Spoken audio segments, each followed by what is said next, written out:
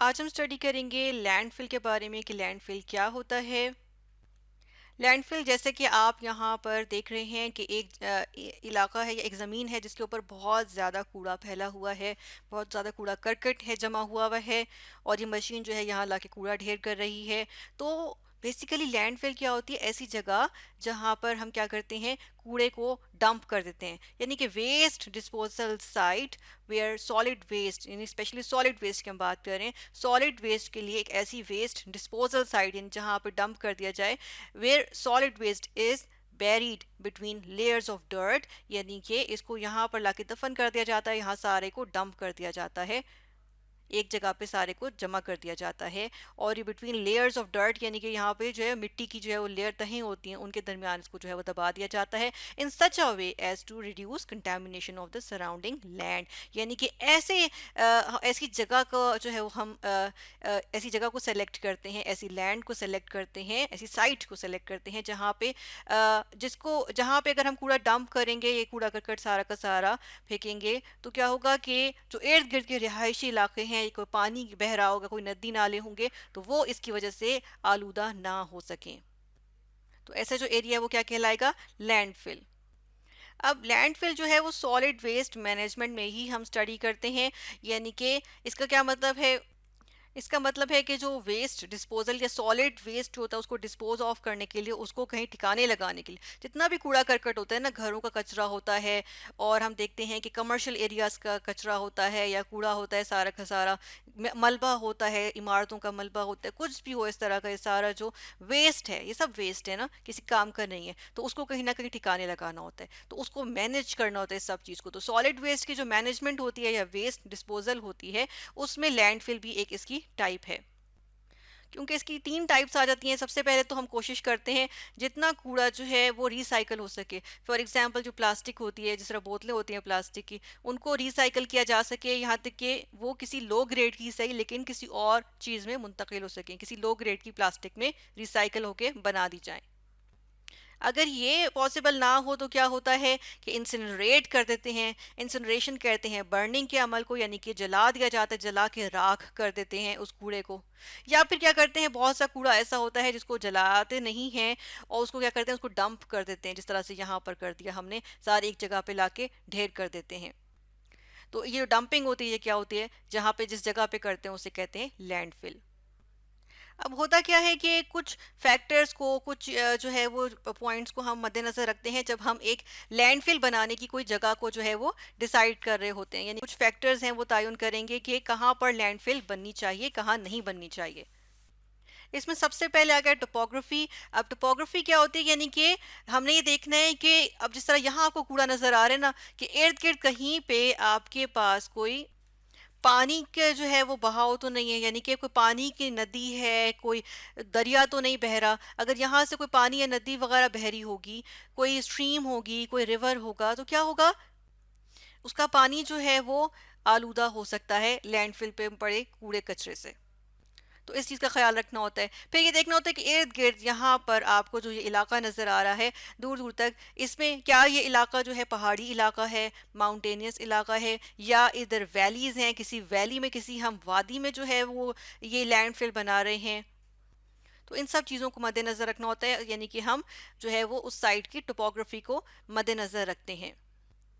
फिर ये देखना होता है नेचर ऑफ सॉलिड वेस्ट। अब यहाँ पर जो आपको ये सारा का सारा वेस्ट नज़र आ रहा है, इसमें क्या होगी, इसमें प्लास्टिक भी मौजूद होगी, इसमें कोई हो सकता है फैब्रिक भी हो, कोई कपड़ा वगैरह भी हो, इसके अंदर जो है वो घास फूस भी हो सकती है, घरों का कचरा भी हो सकता है, थैलियाँ वगैरह हो सकती हैं, और भी बहुत सारी चीज़ें हो सकती हैं जो सॉलिड वेस्ट में आ जाती हैं। तो किस किस्म का सॉलिड वेस्ट है, और क्या वो वेस्ट हम जहाँ पर डंप कर रहे हैं, तो ये वेस्ट जो है वो हैजर्डस तो नहीं है, यानी ऐसा वेस्ट तो नहीं है जिसका डायरेक्टली ह्यूमन हेल्थ पे जो है वो मुज़र असरात हों, या एनवायरनमेंट पे जो है वो मनफी असर पड़े।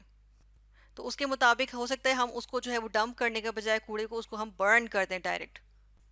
फिर आ जाएगा जिस इलाके में हम कर रहे हैं, या जिस तरह की हमने कहा था ना बिटवीन लेयर्स ऑफ डर्ट, तो बिटवीन लेयर्स ऑफ डर्ट कर रहे हैं, तो क्या वो इलाका जो है उसमें चटानी इलाका है, या जो है वो वहाँ पर चिकनी मिट्टी है, भुरभुरी सी मिट्टी है, किस तरह की मिट्टी है, किस तरह की चट्टानें हैं उधर, किस तरह के पत्थर हैं, इस चीज़ को भी मद्देनज़र रखना होता है।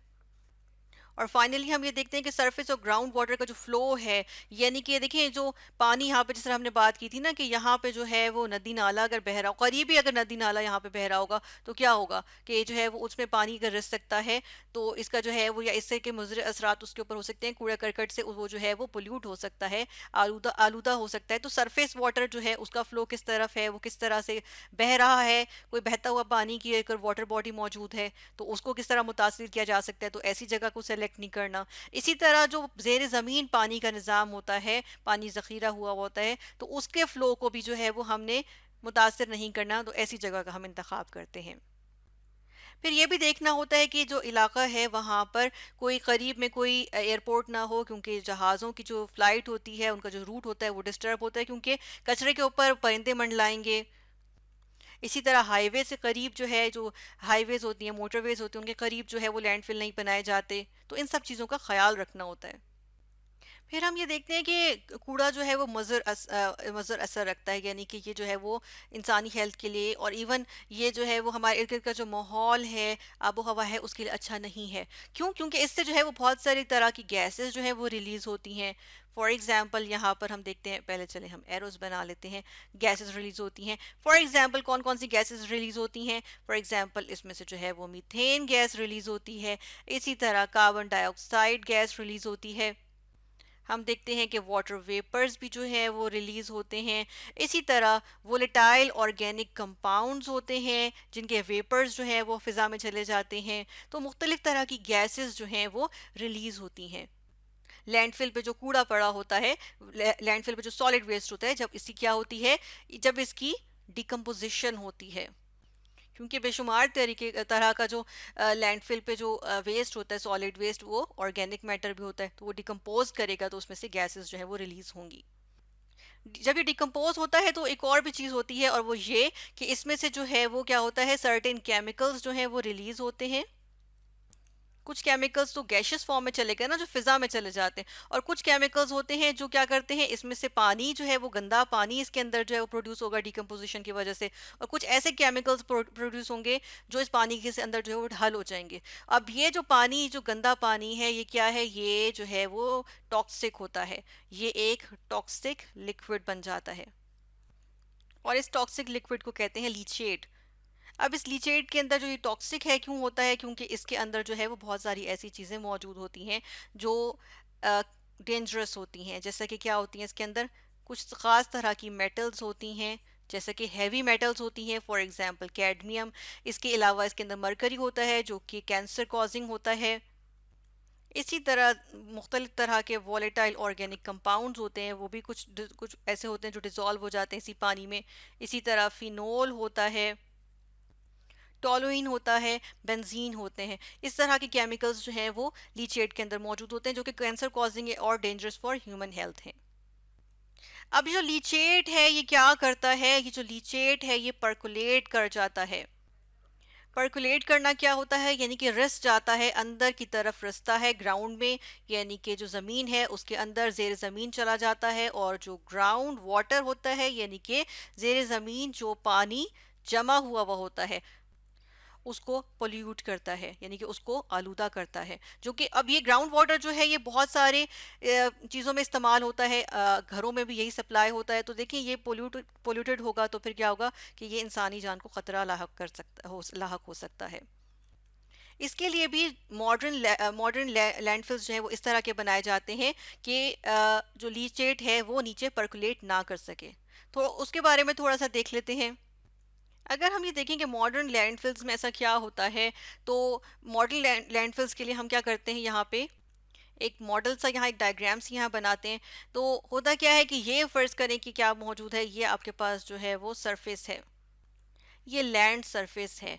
इसके ऊपर जिस तरह यहाँ पे ये कूड़ा डंप हुआ हुआ है, अब इसके ऊपर यहाँ पे आपको एक चीज़ नज़र आ रही होगी, मैं थोड़ा सा इसको जो है वो हाईलाइट करूँगी, ये पार्ट जो इसको मैं ब्लैक कर रही हूँ, ये सारा पार्ट, इसको गौर से देखें तो ये जो है वो आपको मिट्टी, आम मिट्टी की तरह से नहीं नज़र आ रही। बेसिकली क्या होता है, यहाँ पर इस लैंड सरफेस के ऊपर हमने मैंने यहाँ पर शो भी यहाँ पर जो है वो इसी कलर से की है। तो ये क्या होती है, ये एक यहाँ पर जो है हमने एक कंप्रेस्ड किस्म की, यानी कि इसको बिल्कुल दबा के जो है वो एक क्ले सॉइल की एक लेयर होती है, यानी कि जो चिकनी मिट्टी होती है ना उसकी एक, यहाँ पे आपको ये नजर आ रही है ना, ये आम डिफरेंट किसी भी तरह की मिट्टी नहीं है, बल्कि एक कंप्रेस्ड जो है ना चिकनी मिट्टी की एक लेयर होती है, एक तह होती है पूरी।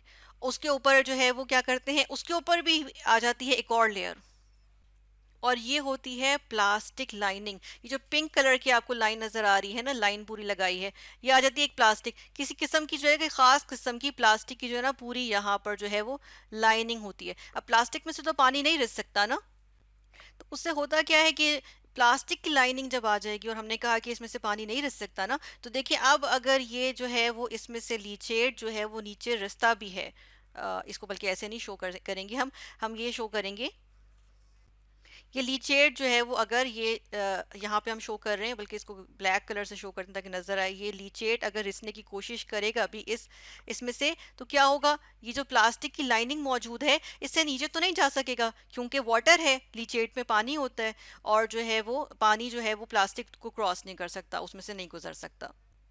और हम क्या करते हैं कि यहाँ पर जो है वो प्रॉपर पाइप्स बना दिए जाते हैं। वो पाइप्स क्या करते हैं, इस लीचेट को जो है वो ऐसी जगह ले जाते हैं जहाँ से हम इसको या तो प्रॉपर डिस्पोज ऑफ कर सकें, या इसको जो है वो प्योरीफाई किया जा सके, या इसके साथ इसको जो है वो ट्रीट किया जा सके, इस पानी को, इस गंदे पानी को या इस लीचेट को। तो लीचेट के ट्रीटमेंट के लिए इस प्लास्टिक लाइनिंग से हम देखते हैं कि स्पेशल पाइप्स जो है वो निकल रहे होते हैं। तो ये होता है मॉडर्न लैंडफिल्स में ऐसे बनाया जाता है, ताकि देखिए जो नीचे ग्राउंड वाटर रिजर्वायर है वहां तक पहुंचने की नौबत ही नहीं आई किसी भी किस्म के लीचेट की या पोल्यूटेंट्स की। तो इस तरह से हमने लैंडफिल्स के बारे में स्टडी किया कि लैंडफिल्स क्या होते हैं। हमने देखा कि लैंडफिल्स से जो है वो आबो हवा को नुकसान पहुंच सकता है, लेकिन मॉडर्न लैंडफिल्स ऐसे बनाए जाते हैं कि क्या हम कर सकें to reduce contamination of the surrounding land and ground water reservoirs.